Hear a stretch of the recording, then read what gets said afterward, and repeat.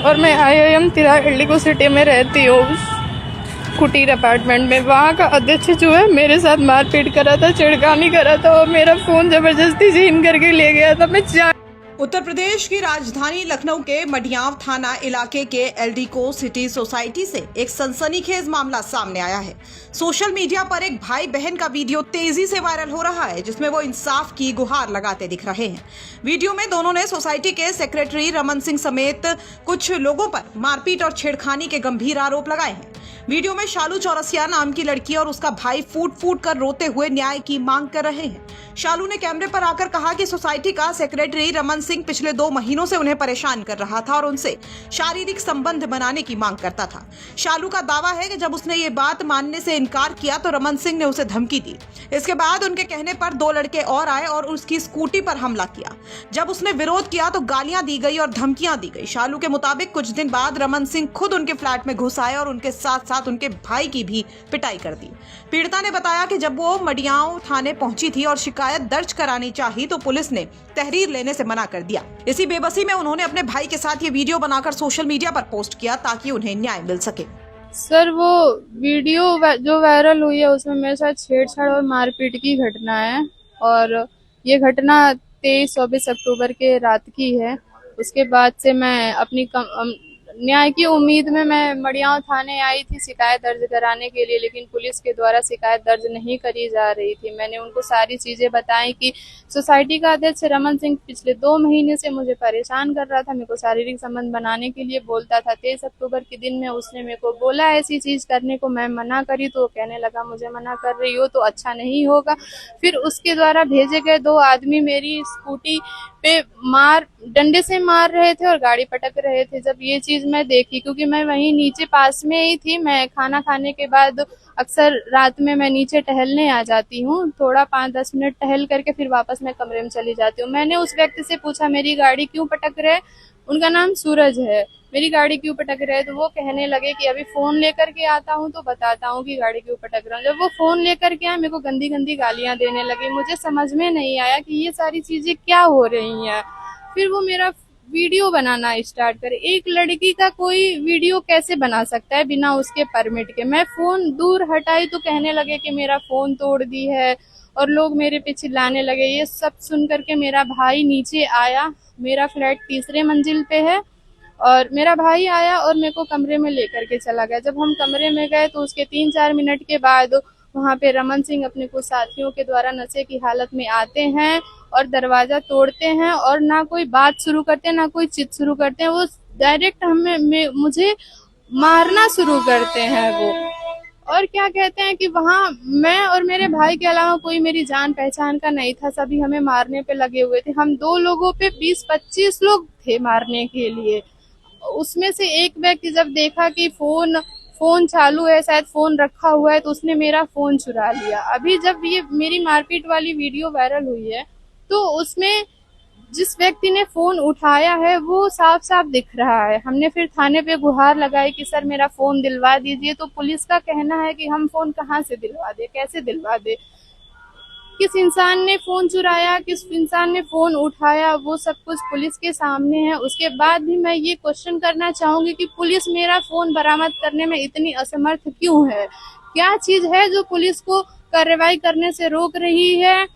क्या रीजन है जो पुलिस मतलब उनके अगेंस्ट में एक्शन नहीं लेना चाह रही है? रीजन क्या है? पुलिस मुझे बताए, मेरे को रिटर्न में दे। आपने कंप्लेंट करवाई है थाने में? जी, आज 28, ये घटना 23-24 अक्टूबर की रात की है। आज 28 अक्टूबर है। आज के दिन सोशल मीडिया में मेरी वीडियो फैलने के बाद ये इस चीज को मतलब मेरी शिकायत दर्ज करी गई है। सिर्फ आगे कार्रवाई होती है या नहीं होती है ये अब देखना होगा।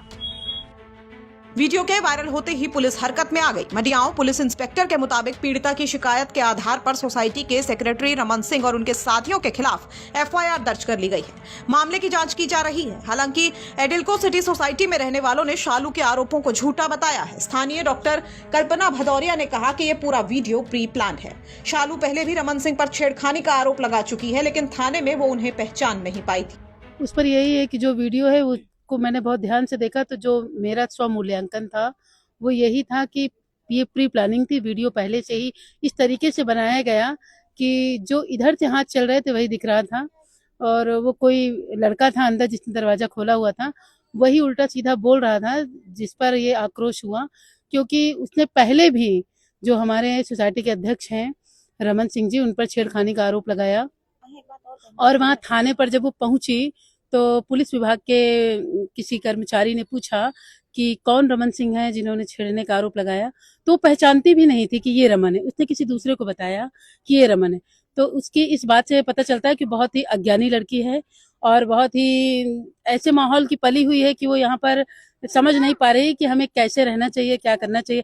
आए दिन किसी न किसी से लड़ाई झंझट झगड़ा यही करती है, जो कि अशोभनीय है। शायद किसी बड़े को उसे समझाना चाहिए, या किसी घर में उसके माता पिता को या भाई को उसके साथ कुछ दिन तो रहना ही चाहिए, जो उसे संस्कार सिखा सके कि हम बाहर रह रहे हैं, कैसे रहना चाहिए, झूठ बोलना चाहिए या नहीं। सोसाइटी का सीसीटीवी वायरल हो रहा है, उसमें गार्ड का फोन तोड़ दिया है, कुछ नोक-झोंक हो रही है, उस पर क्या कुछ आप जानकारी? उस पर जो प्राप्त जानकारी के अनुसार यही है कि स्कूटी सबकी एक सिस्टम से खड़ी होती है, लाइन से खड़ी होती, बताया गया है। उसने गलत तरीके से खड़ी किया, और जब उसने कहा कि ये गाड़ी, हमारे गार्ड ने कहा कि गाड़ी जो है ठीक से मैम खड़ी करिए, इस पर वो बहुत उसने क्रोध जताया, और क्रोध में उसने ऐसे अभद्र शब्दों का इस्तेमाल किया जो कि बहुत ही निंदनीय थे। एक सभ्य सोसाइटी की परिभाषा नहीं होती है कि हमारी भाषा कैसी है कैसी नहीं है। तो इस पर उसने फोन निकाला और उसका फोन ही तोड़ दिया। और चूंकि वो एक स्त्री और पुरुष का होता है, तो वो उसको हाथ भी उसका पकड़ के छीन नहीं सकता था कि नहीं हटाई, मतलब नहीं छू सकते। कुछ ऐसी अपनी मर्यादाएं होती हैं हमारे समाज में, हमारी भारतीय संस्कृति में, तो उसने उसका फोन लेके तोड़ दिया, जो कि गलत है। वहीं ममता नाम की एक रेजिडेंट ने भी शालू के बिहेवियर पर सवाल उठाए हैं। उनका कहना है कि शालू गाली गलौज करती है, गार्ड से बदतमीजी करती है और एक बार तो उनका मोबाइल भी तोड़ चुकी है। उनके खिलाफ मकान मालिक को लिखित शिकायत दी जा चुकी है और सीसीटीवी वीडियो भी सामने आया है। आपके यहाँ सीरू चौरसिया एक रहती है, उनका एक वीडियो वायरल है, क्या कुछ कहना चाहती हैं? जो वीडियो वायरल है उसके बारे में ये कहना चाहते हैं कि कोई भी अगर किसी पे इल्जाम लगा के कोई वीडियो बना के डाल दे तो जरूरी नहीं कि वो सही हो, तो पहले तो उसकी जांच होनी चाहिए। और जो सीलू चौरसिया की बात करें तो गाली गलौज करना, मारपीट करना, सोसाइटी में रहकर एक लड़की होने के बावजूद उनका जो व्यवहार है वो बहुत ही खराब है। वो हमें या किसी को बोलने की जरूरत नहीं है। आप जितने लोग गए हैं या पुलिस थाने में जो बवाल हुआ है वो खुद उनका सब वायरल है, पता कर सकते हैं आप। कैसा उनका रवैया रहता है जब यहाँ पे वो रहती थी, कितने साल या महीने से रह रही है यहाँ पे? ये सब देखिए हमें नहीं पता, लेकिन इधर उनके जो कांड हुए वो पता है। कभी गार्ड से बदतमीजी से बात करना, छेड़ना, ये जो बंदे खड़े हैं इनका मोबाइल तोड़ देना, इन्होंने उनकी स्कूटी साइड कर दी। तो आप सोसाइटी में रह रहे हो, अगर गलत तरीके से खड़ी कर देना कोई बहुत बड़ी बात नहीं थी। इससे बदतमीजी करना, उसकी गाड़ी तोड़ना, तो ये किसी लड़की को शोभा नहीं देता है। और साथ में सोसाइटी के कैमरे भी तोड़ना, तो आपने सोसाइटी का नुकसान किया। उसके बावजूद यहाँ आप अराजकता रूप में फैला के जी रही हैं। लड़की होने के नाते ये कहीं से भी अच्छा नहीं था, गाली गलौज के बात करना। फिलहाल पुलिस ने मामला दर्ज कर लिया है और दोनों पक्षों के बयान लिए जा रहे हैं। ये मामला अब सोशल मीडिया पर बहस का विषय बन चुका है, क्योंकि एक तरफ लड़की न्याय की मांग कर रही है तो वहीं दूसरी तरफ सोसाइटी के लोग उसके आरोपों पर सवाल उठा रहे हैं। सच्चाई क्या है ये तो पुलिस की जांच पूरी होने के बाद ही साफ हो पाएगा। लखनऊ से अंकित मिश्रा की रिपोर्ट, यूपी तक।